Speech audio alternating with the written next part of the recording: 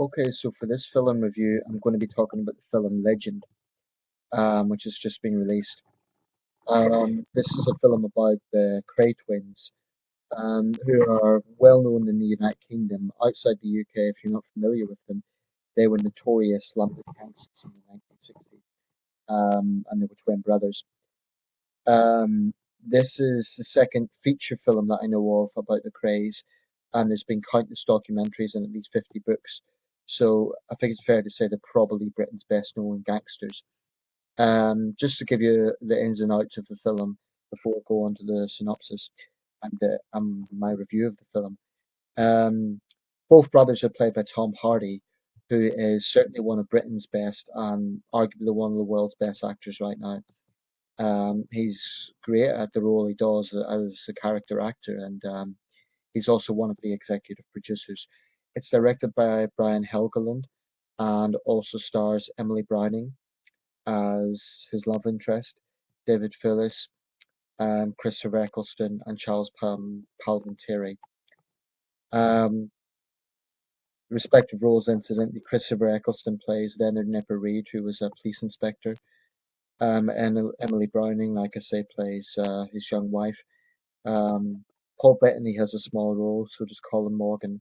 Well, relatively small roles. David Fellows has quite an important role as the crazed businessman, and Charles Palminteri as a American connection, the head of the Philadelphia crime family, Angelo Bruno. A few other roles. Like I say, this is the second feature film that I know of on the Kray Twins. The last one that I'm very familiar with is in 1989's The Kray Twins. That probably had a slightly lower budget, and it starred the two Kent brothers who are famous from EastEnders. It was also a good film. What I'm going to do in the synopsis before I go ahead, just to mention it, is compare the two films a little bit. That seems like the natural thing to do, and the slightly different approaches they took. Um, and secondly, have a review on the film, and also talk about something else, which I don't often do for my film reviews, but I think it is important for this one. Um, the 1989 film focuses a lot more on the relationship with the mother. Um, there's a lot of stories and rumors about the Kray twins. One of them was that they were very close to the mother.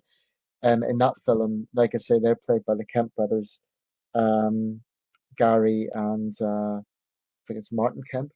Um, and the mother is played by the late Billy Whitelaw. But basically, um, that focuses a lot more on the connection with the mother. The young wife does play quite an important role, but in this she is arguably the central character actually, given that she's the narrator. Um, I like the approach this film took with her being the narrator and the fact that I had the same actor playing both brothers. It's a real testament to Tom Hardy that he could pull that off because although both brothers were ruthless gangsters, ruthless criminals, they had quite different personalities. Um, Reggie was a bit more level-headed. Ronnie was basically a psychopath. He had actually been treated in a psychiatric institution. He was probably the more violent of the two, although both of them were violent men. Um, and they had a very, very complex relationship with each other, extremely close, which is obviously natural for twins. But there's a lot of rumors about that, and I'll let people do their own research without peddling any sort of conspiracy theories that may or may not be true. Um, the film pretty much goes along the same lines of the 1989 film. Um, for example, the fact that they were ruthlessly pursued by Nipper Reid.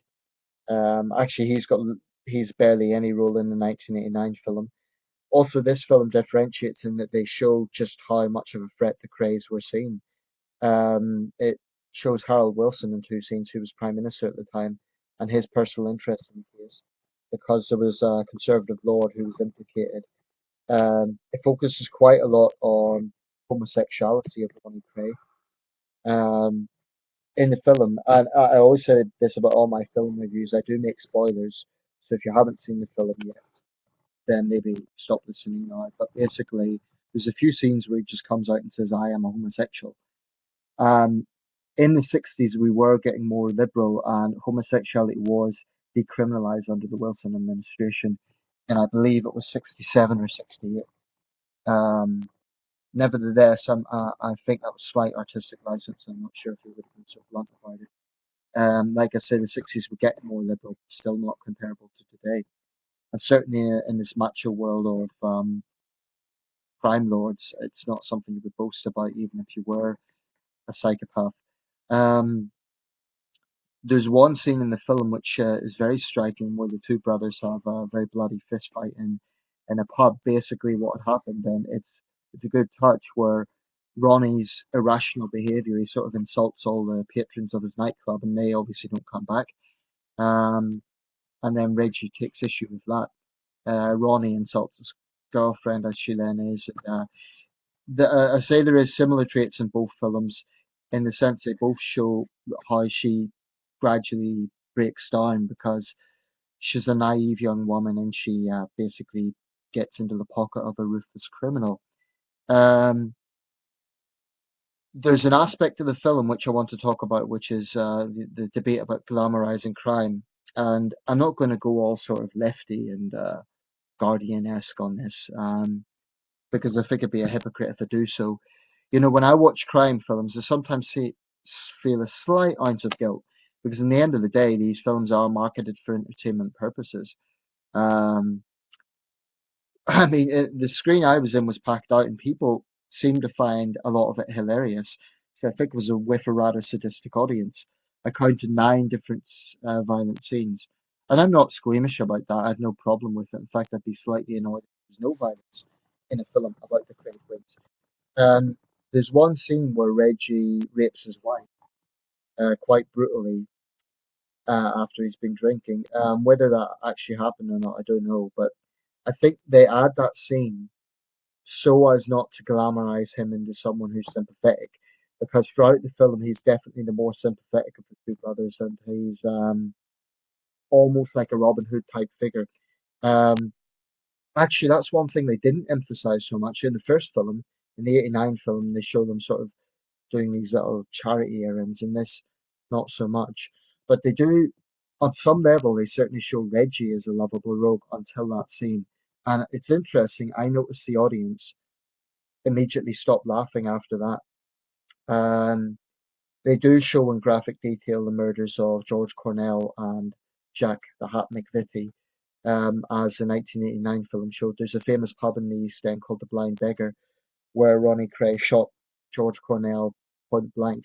Um, there's a lot of violent scenes in the film, as you would expect. There's one scene where it kind of shows institutional violence as well, where it kind of shows Ronnie being beaten to a pulp by at least 5 different police officers, and then in the neck, and that's quite a graphic scene. Um, what else can I say? Yeah, I'm just focusing. I mentioned a bit about the moral questions, but I'll get back to that. As for the synopsis, it pretty much goes along those lines. Um, there's a sad scene when the young woman, Frances Kray, tops herself basically because she's basically trapped in this world and she can't get out of it. And that really did happen. So the film, I think, is fairly realistic to history. I'm sure there's some embellishment here and there, but every film does that. Um, there's other roles. Colin Morgan, like I say, plays her brother. He's not a member of the gang. The mother, like I say, she doesn't have the sort of weight as she did in the 1989 film, but does show her sort of serving them tea as they're discussing crime, and it's sort of almost a comedic reference. That these are ruthless, notorious gangsters, and their mummy is serving them tea and cake. And they're very British gangsters in that sense, and I think the film touches on that. There's one scene like where the American mafioso, the head of the Philadelphia mafia, comes over, and he's kind of a bit arrogant and thinking he's just by London. Reggie especially is a lot more. Sorry, Ronnie is a lot more psychotic in terms of like he basically isn't doesn't want to do the deal. Um, so there's elements of the Long Good Friday in that sense. Um, just to give you a bit of history, the Krays were finally implicated for those two murders, although they certainly had a lot more blood on their hands. The film also shows brief reference to the exploits of the Richardson gang, which were arguably even more sadistic than the Krays. They used to give kangaroo trials to their opponents and literally torture people by nailing them to floorboards in South London. Um, London in the 60s, we have this reputation of swinging London, but there was that other London. It could be a tough city at times, especially the East End. Still is, arguably.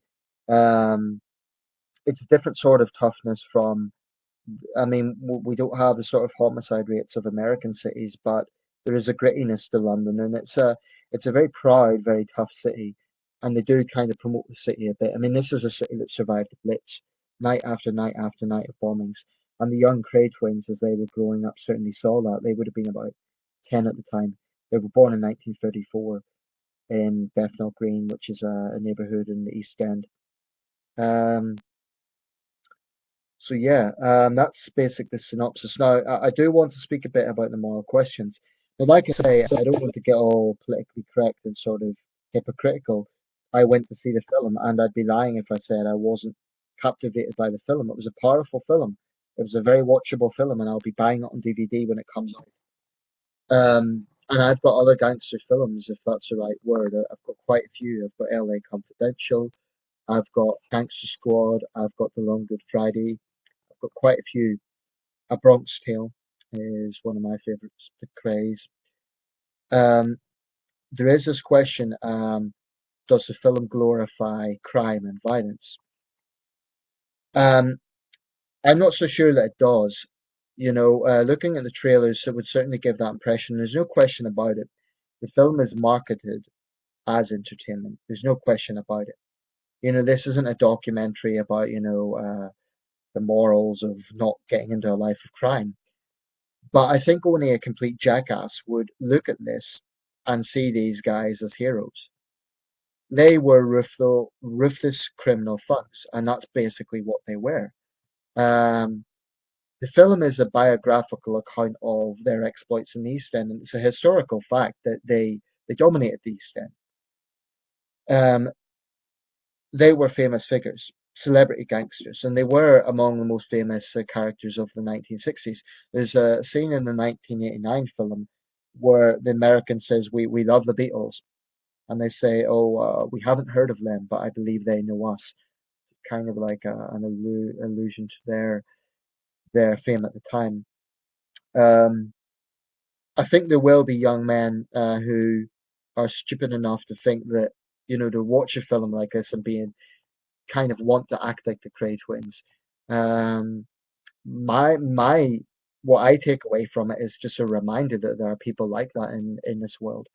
Um, so I'm not going to be a hypocrite and say, oh, the film glamorizes violence. It's a violent film, and that's what you expect. Um, but I don't think it necessarily. Well, I think only an idiot would come away from that film and want to go out and be a gangster. I suspect 95% of the people in there would kind of see it for what it is. Tom Hardy's great at the role. Um, I don't think there should be censorship on those sort of films. One thing I would say though that I do absolutely support, some government ministers have proposed that actual criminals shouldn't be making profit off their crime. So, for example, um, known gang lords should not be getting profit out of biographies that are boasting about crime. But Tom Hardy is an actor. Brian Helgeland is a director, so they're not criminals. They're not making, it's not a case of criminals making profit out of it. And as for the actual Kray twins, they're long dead. Ronnie died in 1995. Reggie died in 2000. They're buried, I believe, in Chingford Cemetery in East London. Um, Coming into this, I kind of thought, well, is it going to glamorize crime? And there's another Tom Hardy film about Charles Bronson, not the actor, but Britain's most notorious inmate who was in solitary confinement for years. Extremely violent man. He's still alive, actually. There's other notorious British crime lords. This is actually by Kray. You can see the title there. I believe she's a sister of the Krays or a daughter, something like that. She details such characters as Roy Shaw, Joey Pyle, Vic Dark, Johnny Adair, who's a Northern Ireland terrorist. Um, some of these people aren't criminals, I should say. Some of them are just hard men by virtue of being famous bodybuilders or something. Fraser Trunter, um, Freddie Foreman, who died 2 years ago. He was associate of the Krays. Cornish Mick. You know, these are basically underworld figures. Some of these guys are complete, not people you'd want to meet in a dark night. Um, yeah, I'll Reggie Parker. There's been sequels to this book. Yeah, so I'll leave it there. If you've seen the film Legend, let me know your thoughts. Do you think this film glamorizes crime? Do you think it doesn't? I rank the film 8 out of 10. It's a very good film at what it does. It's captivating. It's quite long. It's about 2.5 hours, but it's not boring. It keeps you captivated. And having seen the 1989 film, I kind of knew what was coming, especially to Jack the Hat McVitie. In this film, incidentally, he's a bit younger. In the 89 film, he's showing about 60. In this, he's about 40. Um, there's a few slight character differences. Um, yeah, I'll leave it there. So let me know your thoughts.